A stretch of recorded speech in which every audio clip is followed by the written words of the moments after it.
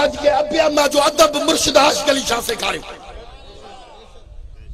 बाबा संजन मुर्शिद करीम अमड़ के पुठी ॾेई करे न हलिया, पुठी ॾेई न हलिया। पाण फरमाईंदा जेकॾहिं मां पुठी अमड़ के ॾिनी त माण्हू मूंखे पुठी ॾेई हलंदा, पुठी ॾेई न हलंदा अमड़ के। हे बाबा संजन जो कमरो आहे, हेॾो अमड़ सां जो कमरो, पर अमड़ सां जे उन कमरे दे कॾहिं पेर करे न सुता, उन तरफ़ कॾहिं थुक न चुलायूं। हिकिड़े दफ़े मूंखे यादि आहे अम्मा सांडे हलनि पिया त हीअं गीचीअ में ॻारो कयूं त मां ॾिसां पियो त बाबा साईं छा था कनि। हर वक़्तु अदाऊं अहिड़ियूं ॾिसंदासीं। पोइ पाण फरमायूं त जॾहिं बादशाह जे आॾो हलिजे त आजिज़ी करे हलिजे, छो जो हे बादशाह आहे। हीअं गीचीअ में ॻारो करे हलिया।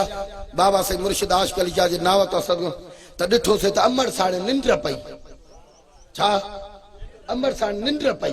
पोइ निंड जो पई त अमड़ साण जा मन जुती मुबारक खणी पंहिंजे चादर मुबारक सां उघियऊं उनखे, पंहिंजी चादर वरी जाॾो तरो आहे हेॾो हीअं जाॾो पाए बि आहे उन न जाॾो हेठो तरो थींदो आहे हेठो, उहो तरो मुबारक पंहिंजे मुंहं ते घुमायूं, हीअं पंहिंजे मुंहं ते घुमाए वरी सीने ते घुमायूं, वरी सीने ते घुमाए वरी पोइ उनखे पोइ उघियऊं, वरी उनखे उघी वरी पोइ उन जुती वरी अलाह जी ज़ात जो सुती पई अमड़, वरी हीअं गीचे में ॻारो कई, वरी पोयां पेर हलिया, वरी पोयां पेर हली।